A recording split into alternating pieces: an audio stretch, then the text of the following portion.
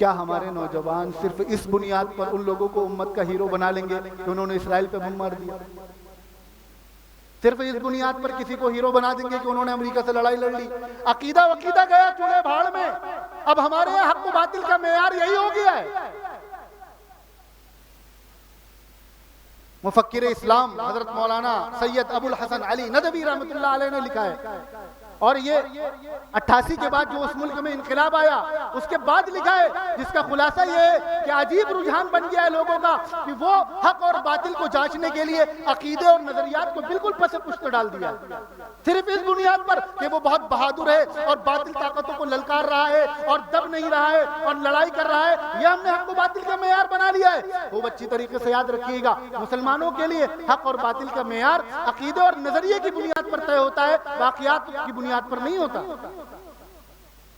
جن کے یہ عقائد اور ہمارا ان کے اور عزائم کیا کیا ہیں، انہوں نے کیا کیا کیا، میں نے اس پر تو گفتگو ہی نہیں کی۔ میں نے آپ کو بنیادی بات بتلائی ہے کہ اگر اپنا ایمان بچانا چاہتے ہو تو عقیدہ ٹھیک رکھنا پڑے گا، اور عقائد میں بنیادی عقیدوں میں شامل ہے صحابہ کرام کے تعلق سے ہمارا کیا عقیدہ ہونا چاہیے، اور جو طبقہ صحابہ کرام اور خاص طور پر نبی کے اتنے قریبی لوگوں کے ساتھ یہ تعلق رکھے، یہ عقیدہ رکھے، یہ نظریہ رکھے، ہم ذرا ذرا سی چیزوں میں انہیں ہیرو بنا دیں۔ ہمارے نوجوان اپنے واٹس ایپ اسٹیٹس میں اور اسٹوریز میں اور ریل میں ان کی فوٹو اور ویڈیوز چلائیں۔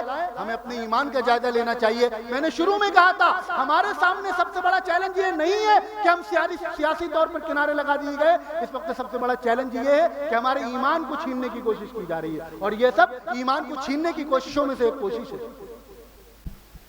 اب میں بڑے ہی ادب و احترام کے ساتھ ہمارے مہمان خصوصی حضرت مولانا امین الحق صاحب عبداللہ قاسمی صاحب دامت برکاتہم سے گزارش کروں گا کہ تشریف لائیں اور اپنے خطاب عالیہ سے ہم سامعین کو مستفید فرمائیں۔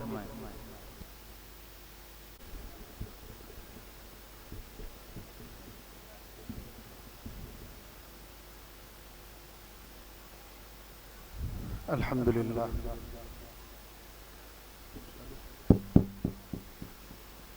الحمد لله نحمده ونستعينه ونستغفره ونؤمن به ونتوكل عليه ونعوذ بالله من شرور أنفسنا ومن سيئات أعمالنا، من يهده الله فلا مضل له ومن يضلله فلا هادي له، ونشهد أن لا إله إلا الله وحده لا شريك له، ونشهد أن سيدنا ومولانا محمدا عبده ورسوله، أما بعد فأعوذ بالله من الشيطان الرجيم، بسم الله الرحمن الرحيم،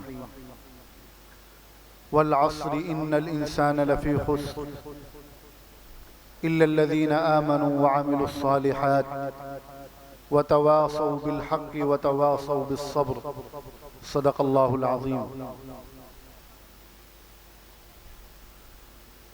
قال رسول اللہ صلی اللہ علیہ وسلم، من رأى منكم منكرا فليغيره بيده وإن لم يستطع فبلسانه وإن لم يستطع فبقلبه وذلك أضعف الإيمان أو كما قال عليه الصلاة والسلام۔ محترم بزرگوں اور دوستوں، ماؤں بہنوں اور عزیز طلبہ، آج کا یہ پروگرام جو گزشتہ کئی سالوں سے شہدائے اسلام کے عنوان سے اسی جگہ پر منعقد ہو رہا ہے، ہر سال پہلی محرم سے 10ویں محرم تک ہونے والا یہ پروگرام آج جس کا اس سال کا 7واں جلسہ ہے، ہمارے آپ کے لیے یہ بڑی سعادت کی بات ہے کہ اللہ تعالیٰ نے ہمیں ایک ایسے عظیم سلسلے سے جوڑ رکھا ہے جو امت مسلمہ کی عظیم شخصیات حضرات صحابہ کرام اور شہداء اسلام کے ساتھ جس کا سلسلہ ملتا ہے، اور انتہائی قابل مبارکباد ہیں وہ تمام حضرات جو مختلف جگہوں میں اس عنوان سے پروگرام منعقد کرتے ہیں اور عام مسلمانوں کو اس بہانے دین کی بہت ساری باتیں سیکھنے کا موقع ملتا ہے۔ میں شکر گزار ہوں حضرت مولانا رفیق صاحب دامت برکاتہم کا کہ انہوں نے حضرت والد صاحب رحمۃ اللہ علیہ کی نسبت کی بنیاد پر سال گزشتہ بھی مجھے حکم دیا اور اس سال بھی مولانا نے یاد فرمایا۔ اللہ پاک مولانا کی سرپرستی کو، ان کی محبتوں کو ہم سب کے لیے، پورے علاقے کے لیے تادیر قائم رکھے۔ اس وقت پوری دنیا کے مسلمان جن حالات سے گزر رہے ہیں، کوئی بھی سمجھدار آدمی اس سے انجان نہیں ہے۔ ہم عالمی سطح پر دیکھ لیں یا اپنے ملک میں دیکھ لیں، مسلمانوں کے ساتھ جس طرح کی صورتحال درپیش ہے اور جس طرح گزشتہ چند سالوں میں مسلمانوں کو بالکل الگ تھلگ کر دینے کی کوشش کی گئی ہے، ان کو بالکل پرایا بنانے کی کوشش کی گئی ہے، اس کا احساس ہر فکر مند ساتھی کے دل میں ہے۔ سوشل میڈیا کے ذریعے، پرنٹ اور الیکٹرانک میڈیا کے ذریعے پچھلے 25-30 سالوں میں پوری دنیا میں اسلام کی اور مسلمانوں کی امیج خراب کرنے کی کوشش کی گئی ہے اور کی جا رہی ہے۔ اسلام کو دہشت گردی سے جوڑنے سے لے کر دیگر بہت سارے الزامات جو مسلمانوں پر لگائے گئے اور اب بھی لگائے جا رہے ہیں، اور اس کا بہانہ لے کر مسلمانوں پر ظلم، زیادتی، ان کو ذہنی طور پر پریشان کرنا اور جسمانی طور پر، اس کا ایک عجیب سلسلہ گزشتہ کئی سالوں سے ملکی اور عالمی سطح پر جاری ہے۔ لیکن ہمارے لیے سب سے زیادہ فکر کی اور پریشانی کی چیز کیا ہے؟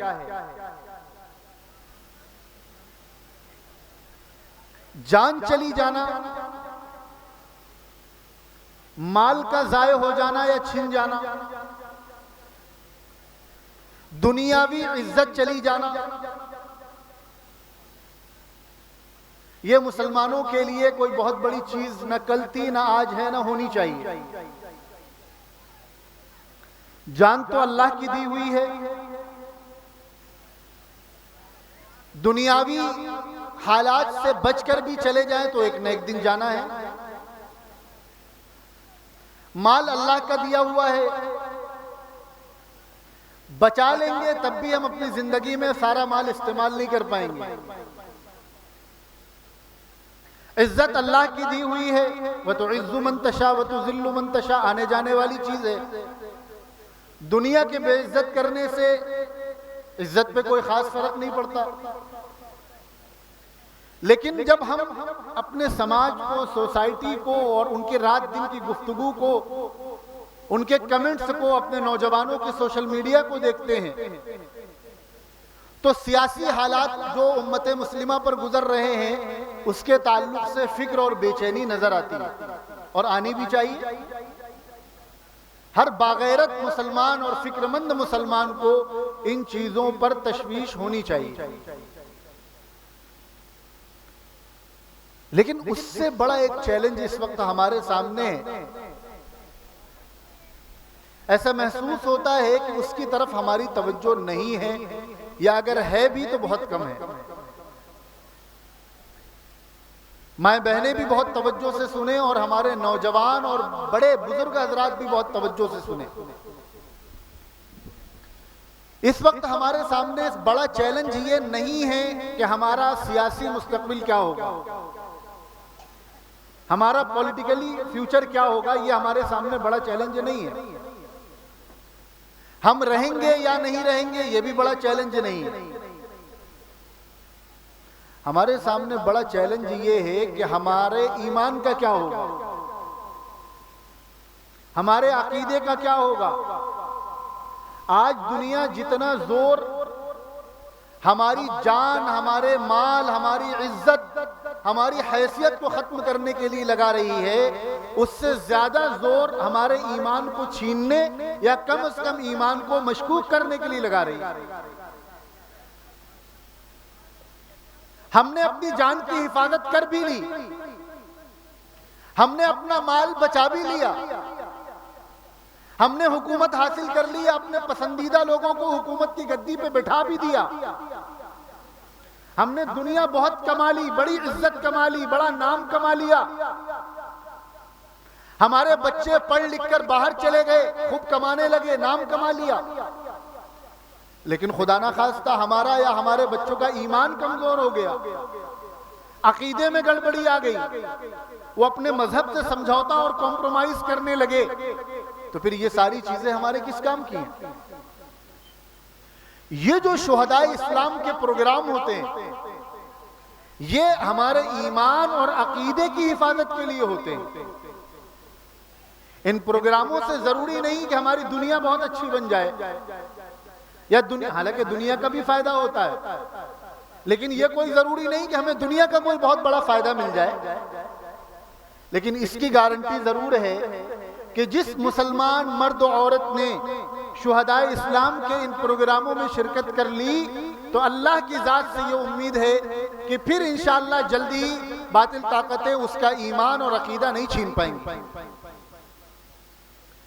ہم ان پروگراموں میں شریک ہوں تو ہماری یہ نیت ہونی چاہیے، اور اللہ سے ہم یہ دعا مانگیں،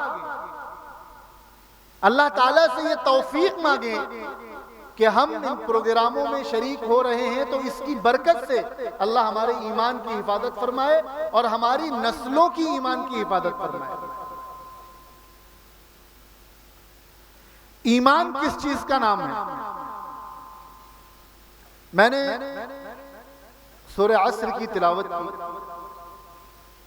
اللہ تبارک و تعالی زمانے کی قسم کھا کر ارشاد فرما رہے ہیں، حالانکہ اللہ کو قسم کھانے کی ضرورت نہیں ہے، لیکن اللہ تعالی اگر کسی بات کی شروعات قسم سے کر رہے ہیں تو اس کا مطلب یہ بہت زیادہ اہمیت والی بات ہے، بہت اہمیت دلائی جا رہی ہے۔ فرمایا والعصر، قسم ہے زمانے کی، ان الانسان لفی خسر، سارے کے سارے انسان گھاٹے میں ہیں، خسارے میں، الا الذین آمنوا، مگر وہ لوگ جو ایمان والے ہیں، مگر وہ لوگ جن کا ایمان ٹھیک ہے، جن کا عقیدہ ٹھیک ہے، وعاملوا الصالحات، اور وہ لوگ جن کے اعمال درست ہیں، اچھے ہیں، یعنی جن کے اعمال سنت کے مطابق ہیں، وتواصوا بالحق، اور جو حق بات کہنے والے ہیں، حق پر ڈٹنے والے ہیں، جو یہ نہیں دیکھتے کہ دنیا کی ہوا کدھر جا رہی ہے، دنیا والے کس رخ پر جا رہے ہیں، ہم تو وہ بات کہیں گے جو حق ہوگی، جو سچ ہوگی، وتواصوا بالصبر، اور اس حق بات کو کہنے میں اگر کوئی تکلیف آئے گی تو اس پر صبر کریں گے، برداشت کریں گے۔ اللہ تعالیٰ فرما رہے ہیں کہ جن لوگوں کے اندر یہ 4 کوالٹیز ہیں، یہ 4 صفات ہیں، یہی لوگ بچیں گے، ورنہ سب کے سب گھاٹے، خسارے اور نقصان میں ہوں گے۔ ایمان میں، عقیدے میں 3 چیزیں بنیادی ہیں۔ پہلی چیز کیا ہے؟ یہاں اکثر طلبہ ہیں، جانتے ہوں گے، آپ حضرات بھی سالوں سے پروگرام سن رہے ہیں، علماء سے تعلق ہے، سب جانتے ہوں گے انشاءاللہ، لیکن اس سبق کو ہم دوبارہ تازہ کریں۔ ایمان میں، عقیدے میں 3 چیزیں بنیادی ہیں۔ عقیدہ کسے کہتے ہیں؟ عقیدہ کسی چیز کو مان لینا، کسی چیز کو ایکسپٹ کر لینا، کسی چیز پر یقین کرنا، جو ہندی میں جسے کہا جاتا ہے آستھا، انگریزی میں کہتے ہیں بلیو، کسی چیز کو مان لینا، یہ عقیدہ کہلاتا ہے۔ اور ماننے کے بعد اپنی عملی زندگی میں، اپنی پریکٹیکل لائف میں اس کو لاگو کرنا، یہ عمل کہلاتا ہے۔ اس کو ایک مثال سے سمجھیں۔ اللہ تعالیٰ نے قرآن کریم میں جب تذکرہ کیا تو پہلے عقیدے کا تذکرہ کیا، پھر عمل کا تذکرہ کیا۔ ایک آدمی ہے جو گنہگار ہے، نماز نہیں پڑھتا، اذان ہوتی رہتی ہے، باہر بیٹھا رہتا ہے، کبھی مسجد میں نظر نہیں آتا، روزہ نہیں رکھتا، پورے رمضان کھاتا پیتا رہتا ہے۔ آپ علماء سے آ کر پوچھئے کہ اس کے بارے میں کیا کہتے ہیں؟ کہیں گے بہت گنہگار ہے، فاسق ہے۔ اگر لگاتار جان بوجھ کر نماز چھوڑ رہا ہے، روزہ نہیں رکھ رہا، یا دوسرے کبیرہ گناہ کر رہا ہے تو وہ فاسق ہے، یعنی اعلیٰ درجے کا گنہگار ہے۔ لیکن کوئی یہ نہیں کہے گا کہ وہ کافر ہے۔ بات سمجھ میں آ رہی ہے؟ اگر کوئی شخص، میں آپ کو عقیدے اور عمل کا فرق سمجھا رہا ہوں، اگر کوئی شخص نماز نہیں پڑھتا، روزہ نہیں رکھتا، اس پر زکوٰۃ فرض ہے، زکوٰۃ نہیں دیتا، حج فرض ہو گئی، حج نہیں کرتا۔ اب اسی سے ایک بات اور نکلتی ہے، آج کے دور میں یہ عمومی مزاج لوگوں کا بنتا جا رہا ہے، تھوڑے پیسے آگے عمرہ کرائے لیکن حج فرض ہے، حج کرنے نہیں جا رہے، ہر سال ہر 2 سال میں عمرہ کرنے جا رہے ہیں لیکن حج نہیں کر رہے فرض ہونے کے باوجود۔ یہ مستقل ایسا آدمی جو ان گناہوں میں مبتلا ہے، وہ گنہگار ہوگا، فاسق ہوگا، اس پر بہت ساری چیزیں اس کے بارے میں کہی جائیں گی، لیکن اس کے باوجود وہ ایمان والا ہوگا، وہ مسلمان کہلائے گا۔ لیکن اگر اس نے نماز کا انکار کر دیا کہ میں نماز کو نہیں مانتا، میں روزے کو نہیں مانتا، میں حج اور زکوٰۃ کو نہیں مانتا، ایک شخص ہے قرآن کی تلاوت پوری زندگی اس نے نہیں کی لیکن مانتا ہے کہ قرآن اللہ کی کتاب ہے، تو گنہگار کہلائے گا۔ لیکن ایک شخص ہے جو قرآن کا ہی انکار کر دے تو اب یہ شخص کافر کہلائے گا، ایمان سے باہر ہو جائے گا۔ گنہگار سے گنہگار آدمی اگر ایمان لے کر دنیا سے چلا گیا تو وہ ایک نہ ایک دن جنت میں ضرور جائے گا، اور خدا نہ خواستہ اگر ایمان نہیں رہا تو جنت میں کبھی انٹری نہیں ہوگی، ہمیشہ ہمیں جہنم میں رہے گا۔ اب اندازہ لگائیں ایمان اور عقیدے کی کتنی اہمیت ہے۔ عقیدہ مطلب ماننا، وہ مان رہا ہے کہ ہاں 5 وقت کی نماز فرض ہے، رمضان کے 30 روزے فرض ہیں، حج جب صاحب نصاب ہو جائیں تو حج فرض ہے، زکوٰۃ فرض ہے، قرآن کی تلاوت کرنا ضروری ہے، وہ ان چیزوں کو مان رہا ہے لیکن عمل نہیں کرتا تو گنہگار کہلائے گا لیکن مسلمان ہوگا۔ اور اگر ان چیزوں کو ماننے سے انکار کر دے تو کہا جائے گا اب اس کے عقیدے میں بگاڑ پیدا ہو گیا، لہذا اب یہ ایمان سے باہر ہو گیا۔ عقیدے اور ایمان کا فرق ایک مثال سے اور سمجھیے، بہت آسان سی مثال ہے۔ یہاں جتنے لوگ بیٹھے ہیں کچھ نہ کچھ حساب کتاب تو سب نے پڑھا ہوگا۔ آپ ایک کاغذ قلم لیں اور کاغذ پہ 0 لکھیں۔ کیا لکھیں؟ 0۔ اس کی کوئی حیثیت ہے 0 کی؟ اچھا 2 0 لکھیں، 3 لکھ دیں، 10 لکھ دیں، 50 لکھ دیں، اس 0 کی کوئی حیثیت ہے؟ چلیں آپ نے ایک جگہ 20 0 لکھے اور اس کے اوپر صرف 1 0 لکھا اور اس 1 0 کے آگے آپ نے 1 بڑھا دیا، اب زیادہ ویلیو کس کی ہے؟ 10 0 کی ہے یا اس 1 0 کی ہے؟ کس کی ہے؟ کیوں؟ کیونکہ اس 1 0 کے شروع میں کیا بڑھ گیا؟ گنتی بڑھ گئی، ایک بڑھ گیا. زیرو کی اپنی کوئی حیثیت تب تک نہیں جب تک اس کے ساتھ کوئی اور گنتی نہ ملائی جائے. بالکل یہی مثال عمل اور عقیدے کی ہے. عمل کی مثال اس زیرو کی طرح ہے اور عقیدے کی مثال اس گنتی کی طرح ہے. اگر عقیدہ درست ہوگا تو سارے عمل ان کی ویلیو ہوگی، اس کی حیثیت ہوگی. لیکن اگر خدا نہ خواستہ عقیدہ گڑبڑ ہو گیا تو جس طرح بغیر گنتی کے ان زیرو کی کوئی ویلیو نہیں ہے، اسی طرح بغیر عقیدے کے اعمال کی کوئی ویلیو نہیں. ایک آدمی زندگی بھر نماز پڑھ رہا ہے، روزے رکھ رہا ہے، دیگر نیک کام کر رہا ہے، تلاوت بھی کر رہا ہے، لیکن خدا نہ خواستہ اس کے عقیدے میں بگاڑ پیدا ہو گیا، عقیدہ خراب ہو گیا، تو اس کے یہ سارے عمل اللہ کے نزدیک اس کی کوئی حیثیت نہیں. اور ایک آدمی درست عقیدے کے ساتھ اگر ایک لفظ بھی قرآن کا تلاوت کر رہا ہے تو 10 نیکی پا رہا ہے، ایک حرف بھی تلاوت کر رہا ہے 10 نیکی پا رہا ہے. بات سمجھ میں آ رہی کہ نہیں آ رہی؟ عقیدہ اور عمل کا فرق، یہ فرق سمجھیں گے تو اگلی بات سمجھ میں آئے گی. عقیدے میں 3 چیزیں بنیادی ہیں. کتنی؟ ایسے تو بہت سارے عقیدے ہیں. ایمان مفصل آپ پڑھتے ہیں، آمنت باللہ، اللہ پر ایمان لایا، وملائکتہ وکتبہ ورسلہ والیوم الآخر والقدر خیرہ وشرہ من اللہ تعالی والبعث بعد الموت. یہ 7 چیزیں ایمان مفصل میں ہیں. ان کو اجمال کے ساتھ اگر ذکر کرے تو 3 چیزیں بنیادی ہیں عقیدے میں. یہ کوئی تقریر نہیں ہو رہی، آپ سمجھ لیجیے کہ کلاس چل رہی ہے، اس لیے ساتھ ساتھ دہراتے رہیے گا. ہماری خواتین بھی دہراتے رہیں. پہلا عقیدہ ہے عقیدہ توحید. کیا ہے؟ کیا ہے؟ عقیدہ توحید.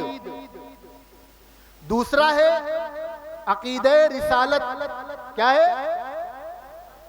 اور تیسرا ہے عقیدہ آخرت. کیا ہے؟ یاد رہے گا، عقیدہ توحید، عقیدہ رسالت اور عقیدہ آخرت. عقیدہ توحید کا کیا مطلب ہے؟ مسلمان ہونے کے لیے اس بات کو ماننا ضروری ہے کہ اللہ ایک ہے، وہی ہمارا پروردگار ہے، اسی نے ہمیں پیدا کیا، وہی ہمیں ماریں گے، رزق وہی دیتے ہیں، اولاد وہی دیتے ہیں، بارش وہی برساتے ہیں. دنیا میں ہمارے ساتھ جو کچھ بھی بھلا برا ہوتا ہے وہ کس کے حکم سے ہوتا ہے؟ اللہ کے حکم سے ہوتا ہے. وہ اکیلے ہیں، یکتا ہیں، ان کے ساتھ کوئی شریک نہیں. اگر خدا نہ خواستہ ہم نے اللہ کے ساتھ کسی کو شریک کر دیا ان کی ذات میں یا ان کی صفات میں، ذات کا مطلب یہ ہو گیا کہ ہم خدا نہ خواستہ یہ ماننے لگے کہ خدا ایک سے زیادہ ہے. جیسے عیسائی نعوذ باللہ 3 خدا کہتے ہیں. عیسائی کتنے خدا کہتے ہیں؟ 3. ہمارے برادران وطن کے یہاں تو بہت سارے ہیں، ان کی اپنی آستھا ہے، ہمیں کسی پر اعتراض نہیں کرنا. لیکن مسلمانوں کا عقیدہ کیا ہے کہ خدا کتنے ہیں؟ صرف ایک. کتنے ہیں؟ صرف ایک. تو یہ ہو گیا ذات میں بھی یکتا. اللہ تعالیٰ اپنی ذات میں بھی یکتا ہے اور صفات میں بھی یکتا ہے. صفات میں یکتا ہونے کا مطلب یہ ہوا کہ اولاد صرف اللہ دیتے ہیں. کسی بزرگ کو، کسی ولی کو، کسی پیر کو، کسی بڑے سے بڑے آدمی کو اللہ تعالیٰ نے یہ پاور نہیں دیا کہ وہ اولاد دے سکے. کسی کو بھی یہ پاور نہیں ہے کہ وہ بارش برسا سکے. اللہ کے سوا کسی کو یہ پاور نہیں ہے کہ وہ رزق دے سکے. تو ذات میں بھی اللہ یکتا ہے اور صفات میں بھی اللہ یکتا ہے. دنیا میں جو کچھ اچھا یا بھلا یا برا ہوتا ہے وہ اللہ کی طرف سے ہوتا ہے. یہ کائنات تنہ تنہا اللہ کی بنائی ہوئی ہے. اللہ تعالیٰ جب تک چاہیں گے تب تک یہ باقی رہے گی. اس عقیدے کا کیا نام ہے؟ کیا نام ہے؟ عقیدہ توحید. دوسرا عقیدہ کیا بتلایا تھا؟ عقیدہ رسالت. بچے بھی دھیان دے، باتیں کر رہے ہیں، بچے بھی دھیان دے. پہلا عقیدہ بتلایا تھا عقیدہ توحید اور دوسرا عقیدہ بتلایا تھا عقیدہ رسالت. عقیدہ رسالت کا کیا مطلب ہے؟ ہر مسلمان کو مسلمان ہونے کے لیے، ایمان والا ہونے کے لیے یہ ضروری ہے کہ وہ اپنے دل سے اس بات کو مانے اور زبان سے اقرار کرے کہ اللہ تعالیٰ نے جتنے بھی نبی اور رسول بھیجے ہمیں ان کی گنتی معلوم ہو یا نہ معلوم ہو. بات سمجھ رہے ہیں؟ گنتی ہمیں معلوم ہو یا نہ معلوم ہو، اللہ نے جتنے نبی اور رسول بھیجے وہ سب سچے تھے. ان پر اللہ تعالیٰ نے جو کتابیں نازل کی ہیں وہ سب حق برحق کتابیں تھیں، سچی کتابیں تھیں.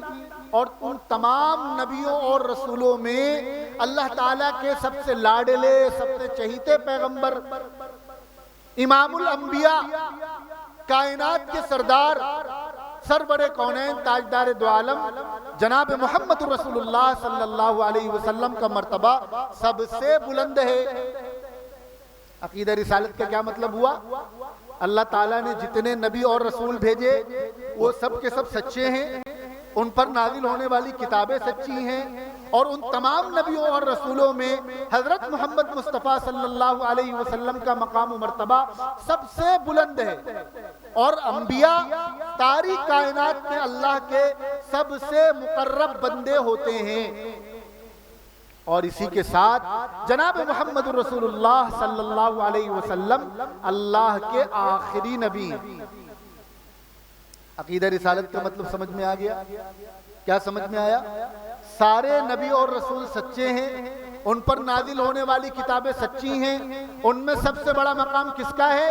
ہم سب کے آقا اور مولا سرور کونین تاجدار دو عالم جناب محمد رسول اللہ صلی اللہ علیہ وسلم کا. اور آپ صلی اللہ علیہ وسلم اللہ کے آخری نبی اور رسول ہیں. اب قیامت تک کسی بھی طرح کا کوئی نیا نبی نہیں آئے گا. قرآن شریف میں اللہ تعالیٰ نے اس کا اعلان کر دیا کہ محمد آخری نبی ہیں صلی اللہ علیہ وسلم. اور کئی احادیث میں رسول اللہ صلی اللہ علیہ وسلم نے بتلایا کہ میں آخری نبی ہوں. ایک موقع پر آپ نے فرمایا کہ میرے بعد 30 جھوٹے اور فریبی دھوکے باز آئیں گے. کتنے آئیں گے؟ 30 جھوٹے اور دھوکے باز آئیں گے. ان میں سے ہر شخص یہ کہے گا کہ میں اللہ کا نبی ہوں، لیکن یاد رکھنا کہ میں اللہ کا آخری نبی ہوں، میرے بعد اب قیامت تک کوئی بھی نیا نبی نہیں آئے گا. کسی نے اگر نبوت کا دعویٰ کیا حضور کے بعد، اس کو نبی ماننا تو دور کی بات ہے، اس کو مسلمان ماننا تو دور کی بات ہے. اگر کسی نے اس کو شریف آدمی بھی سمجھ لیا تو وہ بھی ایمان سے نکل جائے گا. معلوم ہے کیوں؟ کیونکہ ایسے شخص کے جس شخص کے بارے میں ہمارے آقا یہ فرما رہے ہیں، اور ہمارا عقیدہ ہے کہ پیارے آقا اپنی طرف سے کوئی بات نہیں کہتے. قرآن میں اللہ نے فرمایا وَمَا يَنْطِقُ عَنِ الْهَوَىٰ إِنْ هُوَ إِلَّا وَحْيٌ يُوحَىٰ، کہ یہ محمد صلی اللہ علیہ وسلم جو کچھ کہتے ہیں اللہ کی طرف سے کہتے ہیں، اپنی طرف سے نہیں کہتے. اور پیارے آقا کیا فرما رہے ہیں؟ یہ جو نبوت کا دعویٰ کریں گے یہ کیا ہوں گے؟ دجالون کذابون، یعنی بہت بڑے جھوٹے ہوں گے، بہت بڑے دھوکے باز ہوں گے. اور جو آدمی جھوٹا اور دھوکے باز ہو وہ شریف ہو سکتا ہے؟ اس کو شریف ماننے کا مطلب یہ ہے کہ ہم اس کو سچا مان رہے ہیں. جھوٹا آدمی شریف ہو نہیں سکتا. تو ایسا شخص جو نبوت کا دعویٰ کرے اس کو نبی ماننا تو دور، مسلمان ماننا تو دور، اس کو شریف آدمی ماننے سے بھی آدمی اسلام سے کیا ہو جاتا ہے؟ باہر ہو جاتا ہے. اب اسی عقیدہ رسالت میں 3 چیزیں ہیں. کیا چیزیں ہیں؟ 3 چیزیں ہیں. عقیدہ رسالت کی سب سے بنیادی جو کڑی ہیں، سب سے مرکز جو ہیں، وہ ہیں حضرت محمد صلی اللہ علیہ وسلم. مسلمان ہونے کے لیے سارے نبیوں پر ایمان لانا اور خاص طور پر محمد رسول اللہ پر ایمان لانا ضروری ہے. کوئی آدمی خالی اللہ کو ایک ماننے لگے، قرآن پڑھنے لگے، عقیدہ آخرت کو بھی مان لے، سب کچھ مان لے، لیکن حضور کی جگہ حضرت عیسیٰ کو نبی مانے یا حضرت موسیٰ کو نبی مانے تو مسلمان رہے گا؟ نہیں رہے گا. وہ نبی ہیں لیکن اب ان کی نبوت نہیں چل رہی ہے. اب نبوت کس کی چل رہی ہے؟ محمد رسول اللہ صلی اللہ علیہ وسلم. حضور کو ماننے میں 3 چیزیں، 3 چیزوں میں حضور کو ماننا پڑے گا. وہ تین چیزیں کیا ہیں؟ توجہ سے سنیے گا. ایک ہے محمد صلی اللہ علیہ وسلم کی ذات. کیا ہے؟ کیا ہے؟ حضور کی ذات. دوسری چیز ہے حضور کی بات. کیا ہے؟ میرے ساتھ دہرائیں. پہلی چیز کیا ہے؟ حضور کی ذات. اور دوسری چیز کیا ہے؟ حضور کی بات. اور تیسری چیز ہے حضور کی جماعت. تیسری چیز کیا ہے؟ حضور کی جماعت. حضور کی ذات کو ماننے کا کیا مطلب ہوا؟ حضور کی ذات کو ماننے کا یہی مطلب ہوا کہ آپ اللہ کے آخری نبی اور رسول ہیں. کیا مطلب ہوا؟ آپ اللہ کے آخری نبی اور رسول ہیں اور روئے زمین پر اللہ کے بعد سب سے بڑا مقام آپ کا ہے. بات سمجھ میں آ گئی؟ حضور کی ذات کو ماننے کا کیا مطلب ہوا؟ آپ اللہ کے آخری نبی اور رسول ہیں اور روئے زمین پر اللہ کے بعد سب سے بڑا مقام آپ کا ہے. حضور کی بات کو ماننے کا کیا مطلب ہوا؟ آپ نے جو کچھ بتلایا، جو کچھ فرمایا، وہ سب 100% سچ ہے. ہماری آنکھ کا دیکھا ہوا غلط ہو سکتا ہے، ہمارے کان کا سنا ہوا غلط ہو سکتا ہے، ہمارے چیزوں کو محسوس کر کے ہم جن چیزوں کو جانتے ہیں وہ غلط ہو سکتی ہیں. ہو سکتا ہے ہم جس چیز کو گرم سمجھ رہے ہیں وہ گرم نہ ہو، جس کو ٹھنڈا سمجھ رہے ہیں وہ ٹھنڈا نہ ہو. ہماری آنکھیں، ہمارے کان، ہمارے ہاتھ، ہماری زبان یہ جھوٹے ہو سکتے ہیں، لیکن پیارے آقا کی کوئی بات جھوٹی نہیں ہو سکتی. اللہ تعالیٰ نے نبی کریم صلی اللہ علیہ وسلم پر جو وحی نازل فرمائی، جو کچھ آپ نے ہمیں بتلایا، وہ 100% سچ ہے. کیا ہے؟ 100% سچ ہے. اور قرآن کو تو سبھی مانتے ہیں. عقیدہ رسالت میں اس بات کا اقرار کرنا، یہ بات ماننا ضروری ہے کہ حضور صلی اللہ علیہ وسلم نے قرآن کے علاوہ بھی جو کچھ ہمیں بتلایا، جسے حدیث پاک کہا جاتا ہے، یہ بھی اللہ کی طرف سے وحی ہے. بات سمجھ میں آ رہی ہے؟ قرآن بھی اللہ کی طرف سے وحی اور حدیث بھی اللہ کی طرف سے وحی. جس طرح قرآن کو ماننا ضروری، اس طرح مجموعی طور پر احادیث کو ماننا بھی ضروری. جس طرح قرآن کا انکار کفر، قرآن کی ایک آیت کا انکار بھی کفر، اسی طرح کسی حدیث کے بارے میں جب یہ ثابت ہو جائے کہ یہ حدیث ہے تو اس کا انکار بھی کیا ہے؟ کفر ہے. فرق اتنا ہے کہ قرآن کے الفاظ اور معانی، قرآن کے ورڈ اور اس کا مطلب، یہ دونوں اللہ نے نازل کیا ہے. کیا کیا ہے؟ الفاظ اور اس کا مطلب، یہ دونوں. الحمدللہ رب العالمین، یہ ہو گئے الفاظ.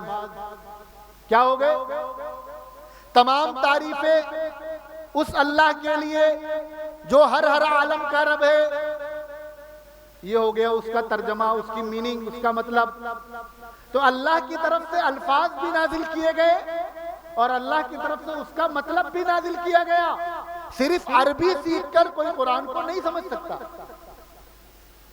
قرآن کو سمجھنے کے لیے صرف عربی آنا کافی نہیں ہے. عربی آنے کے ساتھ ساتھ قرآن کے ہر لفظ، قرآن کے ہر آیت کا مطلب جو اللہ نے بتلایا ہے، جو محمد رسول اللہ نے بتلایا ہے، اسی کو ماننا پڑے گا. اپنا دماغ چلانے کی اجازت نہیں. حدیث بھی وحی ہے، لیکن فرق اتنا ہے کہ حدیث کے الفاظ ہیں جناب محمد رسول اللہ صلی اللہ علیہ وسلم کے، اور حدیث کا جو مطلب ہے، جو مفہوم ہے، جو میسج نکل کر آ رہا ہے، وہ اللہ کی طرف سے. دو باتیں ہو گئی، حضور کی ذات، حضور کی بات، اور تیسری چیز کیا بتلائی تھی؟ حضور کی جماعت. حضور کی جماعت کون ہے؟ بولیے، حضور کی جماعت کون ہے؟ حضور کی جماعت کون ہے؟ زور سے بولی حضور کی جماعت کون ہے؟ صحابہ کرام. جس طرح حضور کی ذات کو ماننا ایمان، جس طرح حضور کی بات کو ماننا ایمان، اسی طرح حضور کی جماعت کو ماننا ایمان. جس طرح حضور کی بات کا انکار کفر، جس طرح حضور کی ذات کا انکار کفر، اسی طرح مجموعی طور پہ حضور کی جماعت کا انکار کفر. اگر کوئی شخص خوب نمازیں پڑھے، خوب روزے رکھے، حج کرنے بھی جائے، عمرہ کرنے بھی جائے، اللہ رسول کی بات بھی کرے، ظلم کے خلاف آواز بھی اٹھائے، ظالموں سے لڑائی بھی کرے، لیکن اگر وہ حضور کو نہیں مانتا، یعنی حضور کی ذات کو نہیں مانتا، تو آپ اسے مسلمان یا مومن کہیں گے؟ ایک شخص خوب نماز روزہ کر رہا ہے، داڑھی بھی ہے، ٹوپی بھی ہے، پگڑی بھی ہے، اور اتحاد کی بات کر رہا ہے، مسلمانوں کی بات کر رہا ہے، لیکن وہ حضور کی بات کا انکار کر رہا ہے، قرآن کا یا حدیث کا انکار کر رہا ہے، آپ اسے مسلمان کہیں گے؟ مومن کہیں گے؟ کہیں گے؟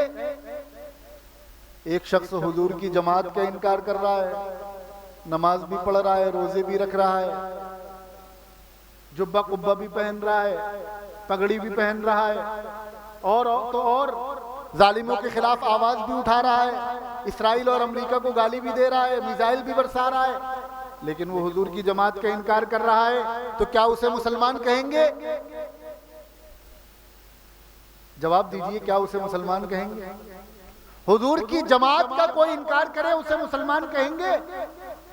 عقیدے کا مسئلہ ہے، ایمان کا مسئلہ ہے. بے نمازی ہو گنہگار ہوگے، کافر نہیں ہوگے. بے عمل ہو، روزہ نہیں رکھتے، گنہگار ہوگے، کافر نہیں ہوگے. لیکن خدا نہ خواستہ حضور کی ذات، حضور کی بات یا حضور کی جماعت کا انکار کرنے والوں میں ہو گئے، یا ان لوگوں کو مسلمان سمجھنے لگے، تو ایمان والے نہیں بچو گے، مسلمان نہیں بچو گے. حضور کی جماعت میں اللہ تعالیٰ نے اس جماعت کو خود منتخب کیا تھا. یہ جو صحابہ ہیں، یہ اتفاقی طور پر صحابی نہیں بنے. سنیے، نظریے کی بات آپ کو بتلا رہا ہوں. ایسا نہیں ہوا کہ محمد صلی اللہ علیہ وسلم عرب میں، مکے میں پیدا ہو گئے تو جو لوگ ان کے ساتھ آئے وہ سب صحابی بن گئے. نہیں، اللہ تعالیٰ نے جس طرح نبی کو چنا تھا، اسی طرح اللہ نے آپ کے ساتھیوں کو بھی چنا تھا. جس طرح اللہ نے آسمان و زمین بنانے سے پہلے یہ طے کر دیا تھا کہ محمد نام کے کوئی شخص مکے میں پیدا ہوں گے اور اللہ ان کو اپنا نبی بنائیں گے، رسول بنائیں گے، ان پر قرآن نازل فرمائیں گے، اسی طرح آسمان و زمین کے بنانے سے پہلے اللہ تعالیٰ نے یہ بھی طے کر دیا تھا کہ ان کے ساتھ کون لوگ ہوں گے. ان کے ساتھ ابو بکر ہوں گے، ان کے ساتھ عمر ہوں گے، عثمان و علی ہوں گے، طلحہ زبیر ہوں گے، عبد الرحمن بن عوف ہوں گے، ابو ہریرہ ہوں گے، امیر معاویہ ہوں گے، ابو سفیان ہوں گے. جس طرح محمد رسول اللہ کا آنا اللہ پہلے طے کر چکے تھے، اسی طرح کون کون لوگ آپ کے ساتھ رہیں گے یہ بھی پہلے طے ہو چکا تھا. اور یہ بات اللہ تعالیٰ نے خود بتلائی ہے. کس نے بتلایا ہے؟ اللہ تعالیٰ نے یہ بات خود بتلائی ہے. اٹھائیے قرآن. آپ نے خوب سنا ہوگا، آج 7واں دن ہے، ہر سال سنتے ہوں گے. اللہ تعالیٰ قرآن میں کیا فرما رہے ہیں؟ کمال کی بات ہے.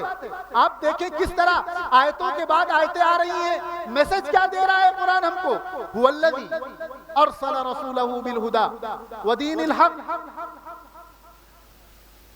اللہ تعالیٰ نے اپنے نبی کو ہدایت اور سچا دین دے کر بھیجا. اللہ تعالیٰ نے اپنے نبی کو ہدایت یعنی سیدھا راستہ اور سچا دین دے کر بھیجا. لِيُظْهِرَهُ عَلَى الدِّينِ كُلِّهِ. میں اپنے انداز میں آپ کو سمجھا رہا ہوں تاکہ یہ جو دین ہے جو حضور لے کر آئے ہیں یہ ساری دنیا پہ چھا جائے گا. کیا ہوگا؟ ساری دنیا پہ چھا جائے گا. باقی جتنے مذہب ہیں، جتنے ریلیجن ہیں، جتنے دھرم ہیں، وہ سب اس کے نیچے دب جائیں گے. هو الذی ارسل رسولہ بالہدی ودین الحق لیظہرہ علی الدین کلہ. اور پھر آئیے آگے، تذکرہ چل رہا ہے دین کے غالب آنے کا، دین کے دنیا میں پھیل جانے کا، دین کے چھا جانے کا۔ کیا فرما رہے ہیں؟ محمد الرسول اللہ، یہ جو اللہ نے جس نبی کو بھیجا ہے دین کو پھیلانے کے لیے، وہ کون ہے؟ محمد الرسول اللہ، محمد صلی اللہ علیہ وسلم اللہ کے رسول ہیں۔ آگے کیا فرمایا؟ والذین معہ، اور جو لوگ ان کے ساتھ ہیں۔ قرآن بتلا رہا ہے کہ دین غالب آئے گا، اور کون لوگ غالب کرنے والے ہوں گے؟ نبی اور نبی کے ساتھ وہ لوگ جو نبی کے ساتھی ہیں۔ والذین معہ اشداء علی الکفار رحماء بینہم، یہ جو ان کے ساتھ والے لوگ ہیں، یہ جو صحابہ ہیں، ان کی صفات قرآن بتلا رہا ہے کہ یہ کفر کے مقابلے میں اور کفار کے مقابلے میں سخت ہیں، کوئی کمپرومائز نہیں کرتے دین کے مسئلے میں، ایمان کے مسئلے میں کوئی کمپرومائز نہیں۔ رحماء بینہم، اور آپس میں رحم دل ہیں، ایمان والوں کے درمیان پھر بڑی محبت ہے۔ یہ بھی قرآن بتلا رہا ہے کہ کون اپنا ہے اور کون پرایا ہے، کس سے اتحاد ہوگا اور کس سے اتحاد نہیں ہوگا۔ جو محمد رسول اللہ کو نہیں مانتا وہ معاہو میں نہیں ہے، اور جو معاہو کو نہیں مانتا وہ بھی پتہ نہیں آپ میری بات سمجھ رہے ہیں کہ نہیں سمجھ رہے ہیں۔ محمد رسول اللہ والذین معاہو، اور وہ جو لوگ محمد کے ساتھ ہیں وہ لوگ کون ہیں؟ صحابہ ہیں۔ جو نبی کو نہ مانے اس سے بھی اتحاد نہیں ہو سکتا، اور جو صحابہ کو نہ مانے اس سے بھی اتحاد نہیں ہو سکتا۔ والذین معہ، کیوں؟ کیونکہ محمد صلی اللہ علیہ وسلم اور ان کے ساتھ جو لوگ ہیں اشداء علی الکفار، یہ کفر کے مقابلے میں اور کفار کے مقابلے میں سخت ہیں۔ محمد بھی سخت ہیں، ان کے ساتھی بھی سخت ہیں صلی اللہ علیہ وسلم۔ تو محمد رسول اللہ کو ماننے والا کفر کے مقابلے میں کیسے نرم ہو سکتا ہے؟ ٹھیک ہے کسی کو اپنے مذہب پر عمل کرنا ہے کرے، لیکن وہ نبی کو نہ مان کر، صحابہ کو نہ مان کر اگر اپنے آپ کو مسلمان کہے گا تو پھر ہماری مجبوری ہے، ہمیں بولنا پڑے گا۔ دنیا میں بہت سارے مذہب کے ماننے والے لوگ ہیں، کوئی کسی مذہب کو مان رہا ہے، کوئی کسی مذہب کو مان رہا ہے، ہماری کسی سے لڑائی نہیں ہے۔ ضرورت پڑنے پر ہم کہتے ہیں کہ بھائی ہندو مسلم سکھ عیسائی آپس میں سب بھائی بھائی کہتے ہیں کہ نہیں کہتے ہیں؟ ہم کہتے ہیں۔ کیوں؟ کیونکہ وہ قرآن کو نہیں مان رہے، نبی کو نہیں مان رہے، تو اپنے آپ کو مسلمان کہہ بھی نہیں رہے۔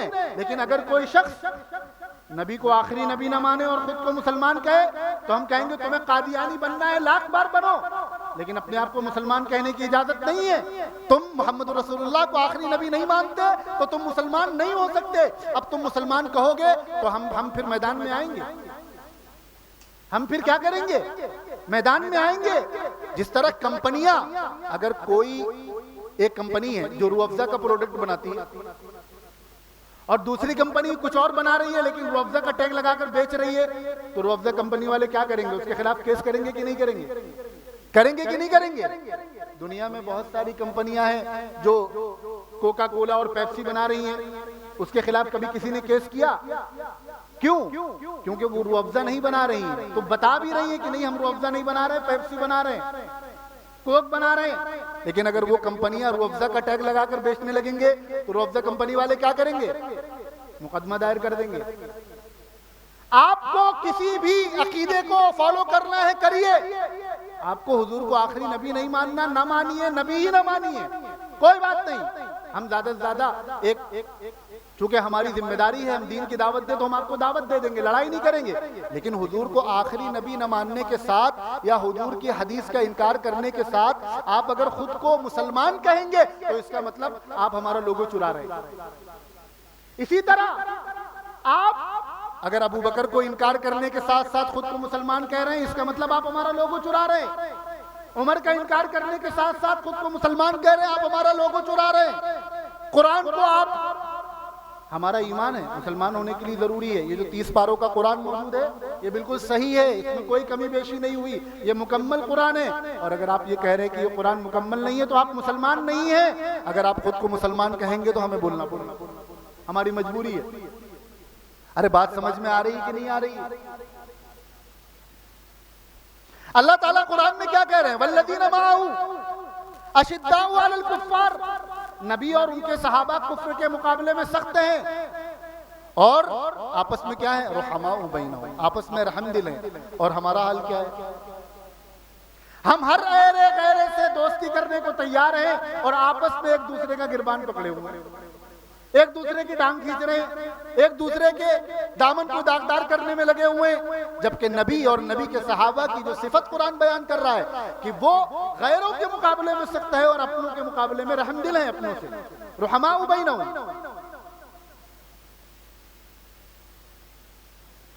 سیماہم فی وجوہہم من اثر السجود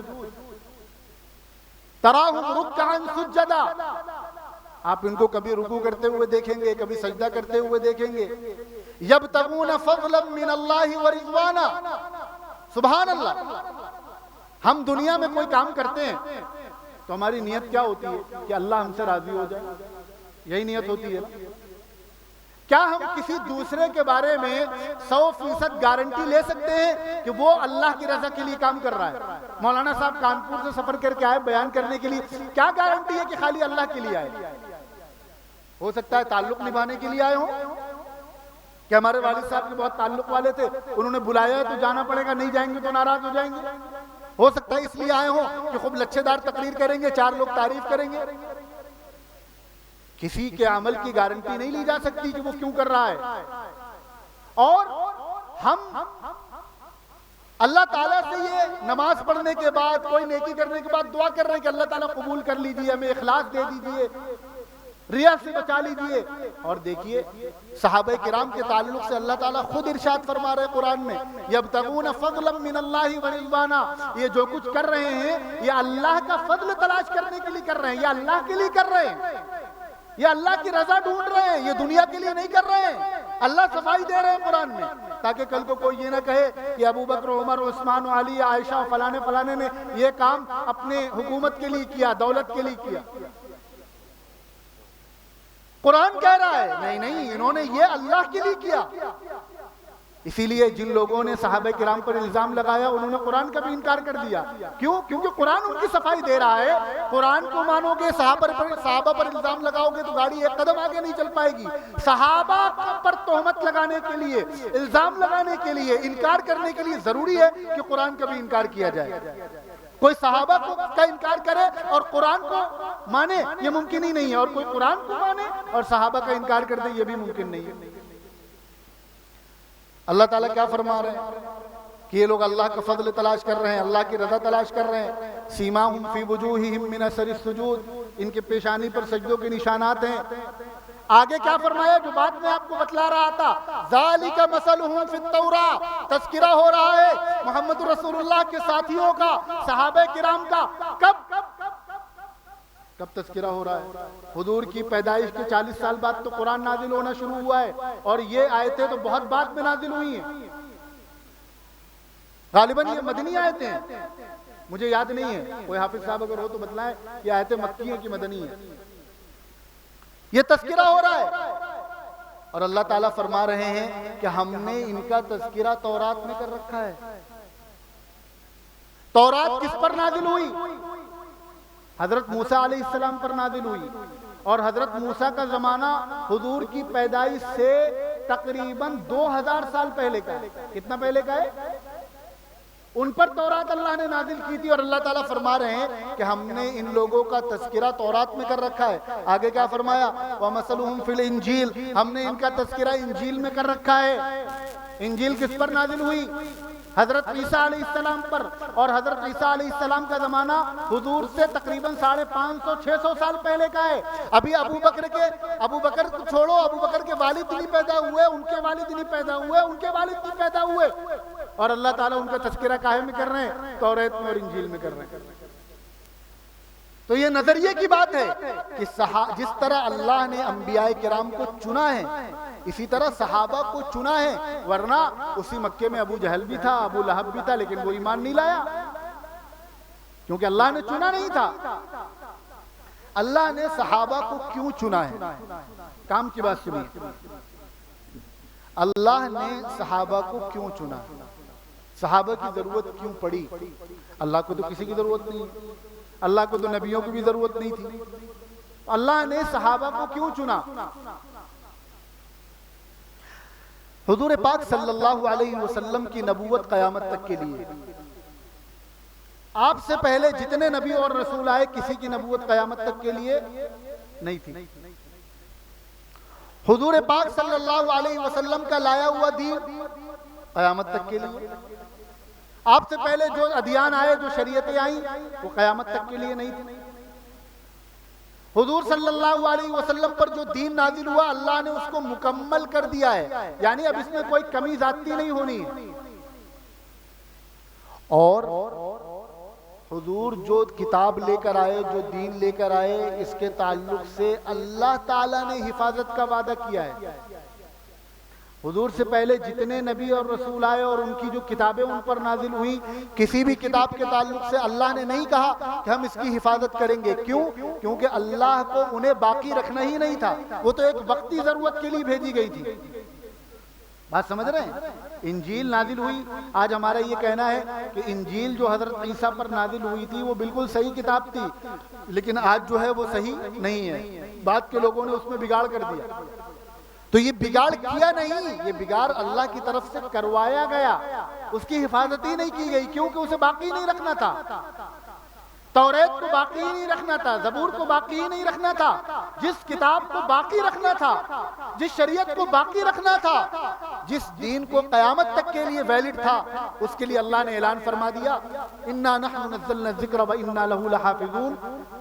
اس کتاب کو ہم نے ہی نازل کیا، ہم اس کی حفاظت کریں گے. مفسرین اور علماء کہتے ہیں صرف کتاب کی نہیں، پورے دین کی حفاظت اللہ تعالیٰ کریں گے. دین کی حفاظت اللہ تعالیٰ کیسے کریں گے؟ بھائی حضور نبی ہیں، 40 سال کی عمر میں نبوت مل رہی ہے اور 63 سال کی عمر میں اللہ واپس بلا رہے ہیں. صرف 23 سال کی عمر آپ کو ملی اور آپ کی نبوت ہے قیامت تک کے لیے. آپ کی نبوت ہے ساری دنیا کے لیے. آپ کا لایا ہوا دین ساری دنیا کے لیے، قرآن ساری دنیا کے لیے. اور آپ کبھی عرب سے باہر ہی نہیں گئے. یہاں ہندوستان میں بارہ بنکی کے بلیرا میں اتنی بڑی تعداد مسلمانوں کی رہ رہی ہے، یہاں کون آیا تھا کلمہ پڑھانے؟ نبی آئے تھے. امریکہ میں دین کس نے پہنچایا؟ افریقہ میں دین کس نے پہنچایا؟ عراق اور مصر میں دین کس نے پہنچایا؟ اور وہ جگہ جہاں 6 مہینے دن اور 6 مہینے رات ہوتی ہے وہاں دین کس نے پہنچایا؟ اللہ تعالیٰ کو اپنے آخری پیغمبر کو صرف نبوت کے 23 سال کے بعد واپس بلانا تھا، لیکن اس دین کو ساری دنیا میں پہنچانا بھی تھا، اس کی حفاظت بھی کروانی تھی. اس کے لیے اللہ تعالیٰ نے جن لوگوں کو چنا وہ ہیں صحابہ کرام رضوان اللہ علیہم اجمعین. اللہ تعالیٰ نے قرآن اپنے محبوب پیغمبر کو دیا اور اس محبوب پیغمبر نے جاتے جاتے یہ قرآن صحابہ کو دیا. اللہ تعالیٰ نے نماز اپنے پیغمبر کو دی، نماز پیارے آقا نے جاتے جاتے نماز کس کو دی؟ صحابہ کو دی. اللہ نے یہ پورا کا پورا دین، جس میں روزہ بھی ہے، جس میں حج بھی ہے، جس میں تلاوت بھی ہے، جس میں مسجد بھی ہے، جس میں مدرسہ بھی ہے، جس میں سارے دین کے کام ہیں، جس میں جلسہ بھی ہے، یہ سارا جو پورا کا پورا ہمارا دین ہے یہ اللہ نے اپنے نبی کو دیا. اور نبی کس کے حوالے کر کے گئے؟ صحابہ کے حوالے کر کے گئے. اور جو چیز جتنی قیمتی ہوتی ہے اتنے ہی زیادہ قیمتی لوگوں کو دی جاتی ہے. آپ کی اگر کوئی بہت قیمتی امانت ہو تو کسی بھی ایرے غیرے کو دے دیں گے، ظاہر ہے جس کو دیں گے بہت چھانٹ پھٹک کے دیں گے، جس پر بہت اعتماد ہوگا، جس پر بہت بھروسہ ہوگا اس کو دیں گے. اب آپ دیکھیے یہ پورا کا پورا دین اللہ کے نزدیک سب سے زیادہ اہمیت ایمان کی ہے، دین کی ہے. اور یہ پورا کا پورا دین اللہ کس کو دے رہے ہیں؟ جس پر اللہ کو سب سے زیادہ اعتماد ہے، اپنے آخری پیغمبر کو. اور اللہ کے حکم سے وہ آخری پیغمبر یہ دین پورا کا پورا صحابہ کو دے رہے ہیں. پتہ یہ چلا کہ یہ وہ لوگ ہیں جن پر اللہ اور نبی دونوں کو بھروسہ ہے، اعتماد ہے، تبھی تو دے رہے. اور پھر اللہ نے ان کے حوالے یہ ذمہ داری کرنے سے پہلے کتنا اہتمام کیا ہے. ان لوگوں کی تربیت حضور سے کروائی ہے. خود حضور صلی اللہ علیہ وسلم نے صحابہ کی تربیت کی اور ان کی ٹریننگ کی ہے. آج اگر کسی بڑے عالم اور کسی بڑے شیخ کے پاس کوئی پڑھ لے، ان کی تربیت میں رہ لے تو اس کا بڑا نام ہوتا ہے، اس کی بڑی اہمیت ہوتی ہے کہ بھائی یہ تو حضرت شیخ زکریا کی تربیت یافتہ ہیں. یہ حضرت مدنی کی تربیت یافتہ ہیں، یہ حضرت تھانوی کی تربیت یافتہ ہیں۔ مولانا ابرار الحق صاحب کو اللہ تعالیٰ نے کیا مقام عطا فرمایا؟ خود جو ان کے اندر کمالات تھے وہ تو تھے ہی، ساتھ میں یہ نسبت بھی جڑی تھی کہ خلیفہ کس کے ہیں؟ مولانا اشرف علی تھانوی کے خلیفہ ہیں۔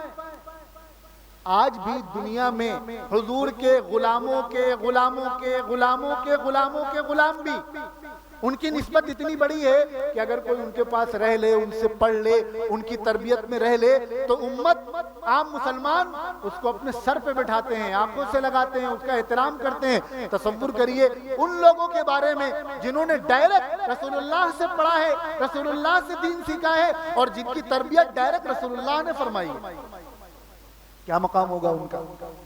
اور خالی تربیت نہیں کروائی، تربیت کرنے کے بعد اللہ تعالیٰ نے خود ان کا امتحان لیا۔ تصور کریے صحابہ کرام کیسی غیر معمولی شخصیت ہیں۔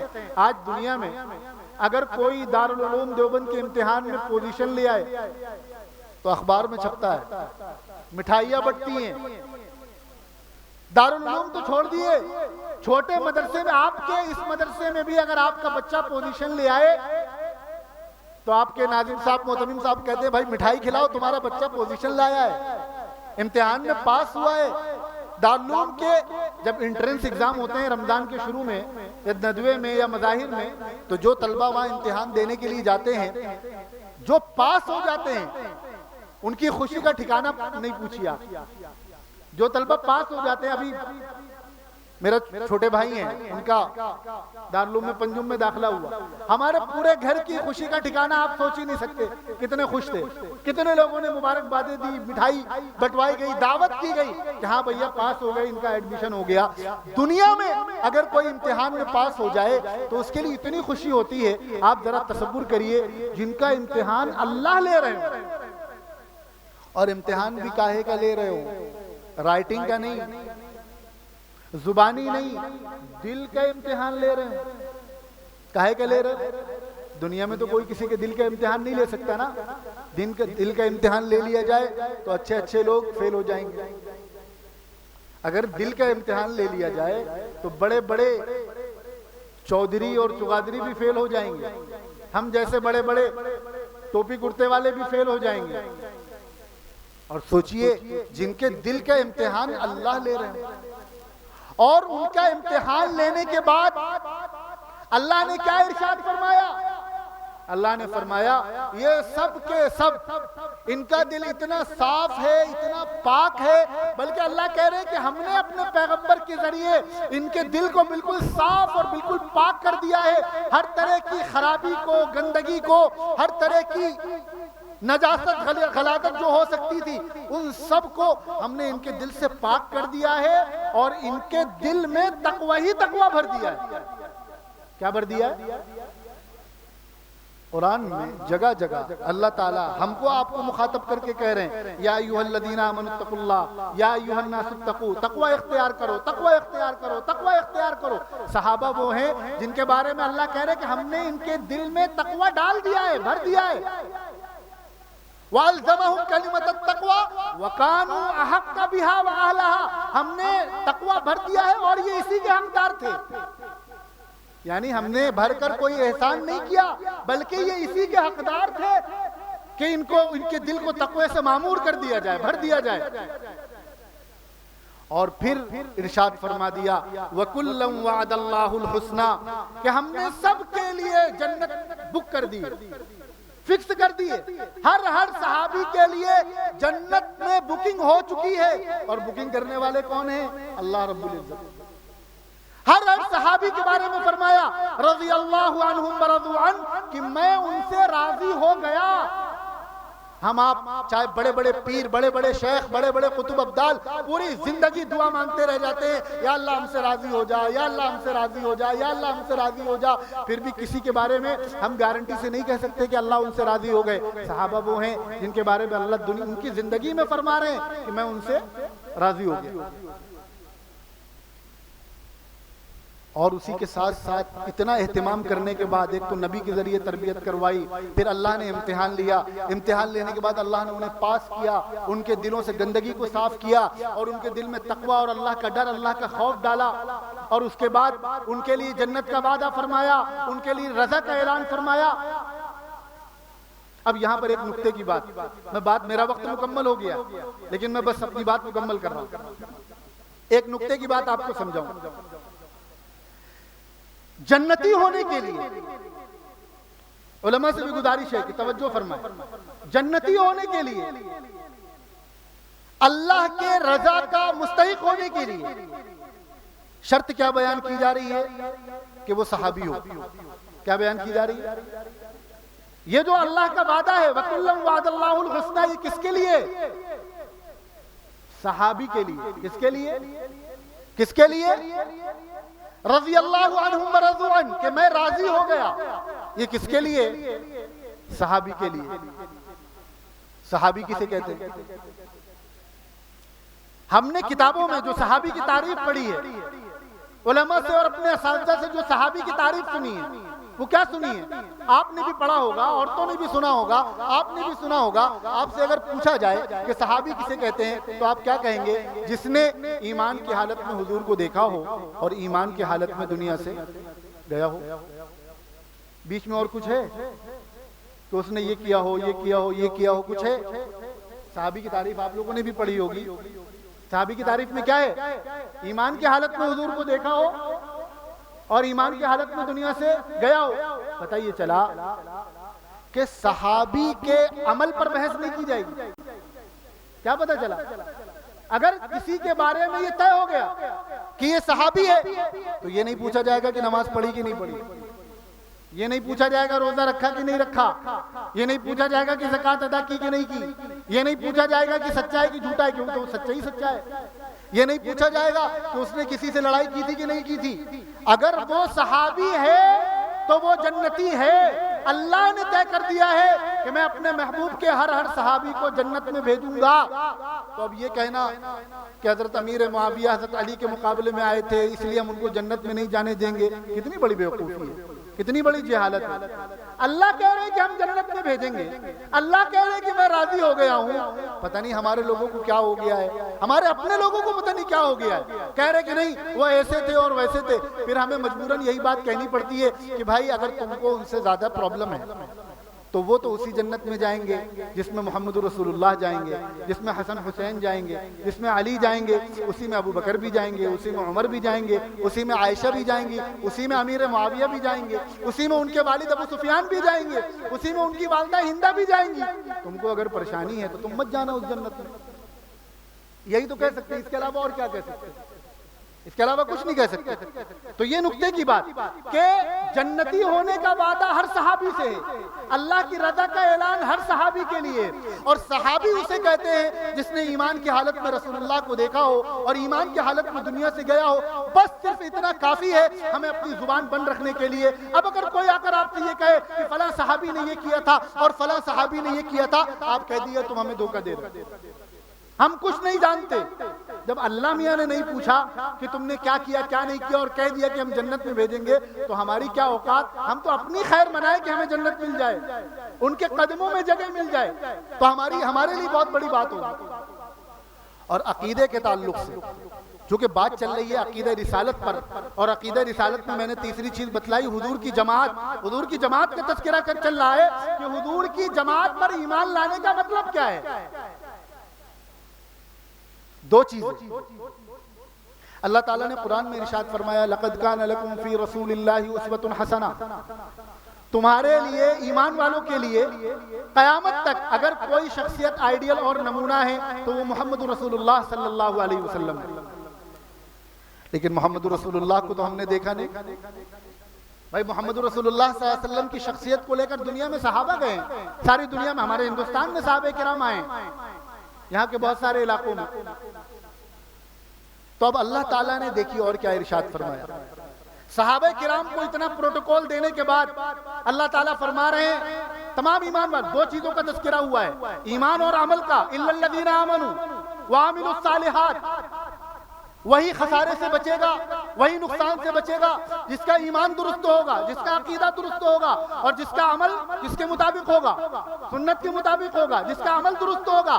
اب درست ایمان کا پیرامیٹر کیا ہے، درست ایمان کا پیمانہ کیا ہے، اور درست عمل کا پیمانہ کیا ہے؟ اب دیکھیے قرآن کیا کہہ رہا ہے اور نبی کیا کہہ رہے ہیں۔ اللہ تعالیٰ دنیا والوں کو، مسلمانوں کو ایمان کی درستگی کا پیمانہ بتلا رہے ہیں۔ فرمایا فَإِنْ آمَنُوا بِمِثْلِ مَا آمَنْتُمْ بِهِ فَإِنْ آمَنُوا بِمِثْلِ مَا آمَنْتُمْ بِهِ، صحیح ایمان وہی کہلائے گا، صحیح عقیدہ وہی کہلائے گا جو ابو بکر و عمر کا ایمان اور عقیدہ ہے۔ صحیح ایمان عقیدہ وہی کہلائے گا جو عثمان و علی کا ایمان اور عقیدہ ہے، جو حسن حسین کا ایمان اور عقیدہ ہے، جو امیر معاویہ اور ابو سفیان کا ایمان اور عقیدہ ہے۔ اگر تمہارے عقائد ان کے مطابق ہوں گے تبھی تمہارے عقیدے اور تمہارا ایمان قابل قبول ہوگا، ورنہ قابل قبول نہیں ہوگا۔ اب آپ ذرا تصور کریے، جن کا ایمان معیار ہو ان کے ایمان کو تو چھوڑیے، ان کا ہی انکار کر دینا کتنا بڑا کفر ہے، ان کا ہی انکار کر دینا کتنا بڑا کفر ہے۔ یہ تو ہو گئی ایمان اور عقیدے کی بات۔ جہاں بات آئی عمل کی، ایک موقع پر پیارے آقا صلی اللہ علیہ وسلم نے ارشاد فرمایا کہ یہودی 72 فرقوں میں بٹے، میری امت 73 فرقوں میں بٹے گی۔ کیا فرمایا؟ یہودی 72 فرقوں میں بٹے، میری امت کتنے فرقوں میں بٹے گی؟ لیکن صرف ایک جنت میں جائے گا، 72 کے 72 جہنم میں جائیں گے۔ کیا فرمایا؟ حضور تو فرما رہے ہیں کہ 72 جہنم میں جائیں گے، اور ہمیں شوق ہے کہ سب کو جنت میں لیے چلیں۔ بھائی جنت میں ہمارا شوق ہے کہ ہم سب کو جنت میں لے جائیں، لیکن جنت میں جانے کا بھی کوئی کرائٹیریا ہے نا، کوئی پیمانہ ہے نا؟ یا بس صرف وہ کلمہ پڑھتا ہے اور داڑھی ٹوپی رکھتا ہے اور ہماری مسجدوں میں آتا ہے، اذان دیتا ہے، وہ مسلمان ہو جائے گا، وہ جنت میں چلا جائے گا؟ نہیں، دیکھیے پیارے آقا کیا فرما رہے ہیں۔ دین وہ ہے جو محمد کہہ کر گئے۔ ہمارے تمہارے بولنے سے اور سمجھنے سے دین نہیں بدل جائے گا۔ بات سمجھ میں آ رہی کہ نہیں آ رہی؟ صلی اللہ علیہ وسلم آقا نے فرمایا ایک جنت میں جائے گا، باقی جہنم میں جائیں گے۔ صحابہ نے پوچھا حضور جنت میں کون جائے گا؟ یہ نہیں پوچھا جہنم میں کون جائے گا، پوچھا جنت میں کون جائے گا۔ اچھا بتائیے، علماء بھی بیٹھے ہیں، آپ بھی بیٹھے ہیں، اگر میں آپ سے سوال کروں کہ جنت میں کون جائے گا تو آپ کیا کہیں گے؟ مسلمان ہو، نمازی ہو، قرآن پڑھنے والا ہو، روزہ رکھنے والا ہو، جھوٹ نہ بولتا ہو، والدین کی بات مانتا ہو، علماء سے محبت کرتا ہو، قرآن پڑھتا ہو، یہی تو کہیں گے۔ بھائی جنتی کی صفات اگر آپ سے پوچھے جائے کہ جنتی کون ہے، جنت میں کون جائے گا، تو ہم کیا بتلائیں گے؟ یہی تو بتلائیں گے، یہی ساری چیزیں بتلائیں گے۔ لیکن دیکھیے حضور کیا فرمایا۔ حضور نے یہ نہیں کہا کہ قرآن کو ماننے والا ہو کہ اپنے آپ کو اہل قرآن کہہ کر دھوکہ دینے لگے۔ حضور نے یہ نہیں کہا حدیث کو ماننے والا ہو کہ وہ اپنے آپ کو اہل حدیث کہنے لگے۔ حضور نے یہ نہیں کہا کہ میرے اہل بیت سے محبت کرنے والا ہو کہ اہل بیت کا نام لے کر پتہ نہیں کیا کیا کرنے لگے۔ حضور نے فرمایا ما انا علیہ و اصحابی، جنت میں وہ جائے گا جو میرے طریقے پر ہوگا اور میرے صحابہ کے طریقے پر ہوگا۔ ایک جملے میں اللہ کے نبی نے سارے گمراہ اور باطل فرقوں کی دیوار ڈھا دی۔ کیا فرمایا؟ جنت میں کون جائے گا؟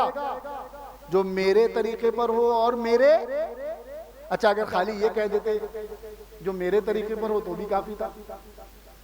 حضور اگر یہ کہہ دیتے کہ جنت میں وہ جائے گا جو میرے طریقے پر ہو تو بھی کافی تھا، لیکن حضور کو پتا تھا بعد میں کچھ لوگ آئیں گے جو کہیں گے بخاری میں یہ لکھا ہے، حدیث میں یہ لکھا ہے، فلانے نے یہ لکھا ہے، 20 رکعت تراویح تو عمر نے جاری کی ہے، ہم کیوں مانیں؟ 3 طلاق تو عمر نے کیا ہے، ہم کیوں مانیں؟ اور دو اذان جمعہ کی عثمان نے کیا ہے، ہم کیوں مانیں؟ بعد میں لوگ آئیں گے۔ حضور نے آگے فرما دیا وَأَصْحَابِي، کہ میرے صحابہ کی بھی ماننا پڑے گا تبھی میرے ماننے والے کہلاؤ گے۔ عمر نے اگر کسی چیز کو رواج دیا تو عمر کی ماننا پڑے گا، عثمان نے کسی چیز کو رواج دیا تو عثمان کی ماننا پڑے گی۔ عمر، عثمان، ابو بکر و علی کو چھوڑ کر محمد والے کبھی نہیں بن پاؤ گے۔ اگر ہم اس پوری گفتگو کے تناظر میں قرآن کی اس آیت کا ترجمہ کریں. میں اپنے ذوق کے مطابق بات کر رہا ہوں, آپ یہ ترجمہ نہ کرنے لگیے گا کہ والعصر ان الانسان لفی خسر الا الذین آمنوا وعملوا الصالحات. اگر ہم اس کا ترجمہ کرنے لگے تو ہم یوں کہیں گے کہ اللہ تعالیٰ کہہ رہے ہیں کہ سارے کے سارے انسان خسارے میں ہیں, صرف وہی آدمی بچے گا جو صحابہ والا ہوگا. کون بچے گا؟ جو صحابہ والا ہوگا, جس کا ایمان صحابہ کے مطابق ہوگا اور جس کا عمل صحابہ کے مطابق. آخری چیز عقیدہ آخرت. 3 چیزیں بتلائی تھی, عقیدہ توحید, عقیدہ رسالت, عقیدہ آخرت. عقیدہ آخرت کا کیا مطلب ہے کہ اللہ تعالیٰ نے یہ دنیا بنائی ہے, اسے ایک نہ ایک دن اللہ ختم کریں گے, قیامت آئے گی, سارے انسان مار دیے جائیں گے, پھر دوبارہ اللہ تعالیٰ سارے انسانوں کو زندہ کریں گے, سب کا حساب و کتاب ہوگا, اچھے لوگ جنت میں جائیں گے, برے لوگ جہنم میں جائیں گے. یعنی اس بات کا عقیدہ رکھنا کہ یہ زندگی اصل زندگی نہیں ہے, بلکہ مرنے کے بعد دوبارہ زندہ ہونا ہے, اور وہ زندگی اصل زندگی ہے. اس کا نام ہے عقیدہ آخرت. اس کا کیا نام ہے؟ اب میں آپ سے صرف ایک سوال کروں گا اور اس سوال پر انشاءاللہ اپنی گفتگو کو مکمل کروں گا. میں نے آپ کو بتلایا کہ اگر کسی کا عقیدہ خراب ہو جائے تو پھر وہ ایمان سے باہر نکل جائے گا. عقیدہ توحید, عقیدہ رسالت, عقیدہ آخرت. عقیدہ رسالت میں حضور کی ذات کو ماننا, حضور کی بات کو ماننا, حضور کی جماعت کو ماننا, کیونکہ شہداء اسلام کا جلسہ ہے اور اسلام میں سب سے پہلے شہید صحابہ کرام ہیں. اس لیے ہم صحابہ کرام کے حوالے سے آپ سے ایک سوال کریں گے اور رخصت لیں گے. مجھے آپ یہ بتائیے کہ جو شخص نعوذ باللہ حضرت ابو بکر کا انکار خالی نہ کرے بلکہ حضرت ابو بکر کو کافر کہے اور حضرت ابو بکر کو گالی بکے, کیا وہ مسلمان ہو سکتا ہے؟ کیا وہ امت کا ہمدرد ہو سکتا ہے؟ کیا وہ مسلمانوں کا ہمدرد ہو سکتا ہے؟ اگر کوئی شخص حضرت عمر کو کافر کہے, ان کو گالی بکے, نعوذ باللہ, تو کیا وہ مسلمان ہو سکتا ہے؟ کیا وہ مسلمانوں کا ہمدرد ہو سکتا ہے؟ جواب دیجیے.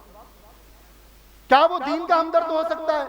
اگر کوئی حضرت عثمان کو جہنمی کہے نعوذ باللہ, تو کیا وہ دین کا مسلمانوں کا ہمدرد ہو سکتا ہے؟ اگر کوئی حضرت عائشہ پر نعوذ باللہ یہ الزام لگائے کہ حضور کی بیوی, امت کی ماں, جن کے بارے میں قرآن میں 2 رکوع نازل ہوئے ہیں, جن کی صفائی پر, جن کی پاکیزگی پر, جو ابو بکر کی بیٹی ہیں, جن کے بارے میں آقا نے فرمایا کہ مجھے سب سے زیادہ محبت عائشہ سے. یعنی ہمارے ایمان کی معراج یہ ہے کہ ہمیں حضور سے محبت ہو جائے. تصور کریے حضور جس کے بارے میں فرمائے کہ مجھے اس سے سب سے زیادہ محبت ہے, اس کا مقام کیا ہوگا. اس عائشہ کے بارے میں اگر کوئی یہ کہے کہ نعوذ باللہ وہ زانیہ تھی, انہوں نے زنا کیا تھا, تو کیا وہ دین کا, ایمان کا, حضور کا ہمارا ہمدرد ہو سکتا ہے؟ تو ہمیں اس کی طرف توجہ دینی ہے. ان پروگراموں کے ذریعے ہمیں یہ فکر ملتی ہے, ہمیں یہ توجہ ملتی ہے, ذمہ داری کا احساس ہوتا ہے. ہماری ماں بہنوں کو بھی چاہیے تو اپنا ایمان درست کریں, عقیدہ درست کریں, اپنے بچوں کی جو تربیت کریں اس میں عقیدے کو پہلے نمبر پر رکھیں, ایمان کو پہلے نمبر پر رکھیں. کہ خدا کے تعلق سے, نبی کے تعلق سے, قرآن کے تعلق سے, حدیث کے تعلق سے, صحابہ کے تعلق سے, یوم آخرت کے تعلق سے ہمارا کیا عقیدہ اور کیا نظریہ ہونا چاہیے, یہ بچوں کے دلوں میں بچپن سے بیٹھائیں. اللہ تعالیٰ ان پروگراموں کو قبول فرمائے اور اس کو ہم سب کے لیے صدقہ جاریہ بنائے, ہمارے ایمان کی حفاظت اور ہمارے ایمان کی مضبوطی کا ذریعہ بنائے. وآخر دعوانا الحمدللہ رب العالمین.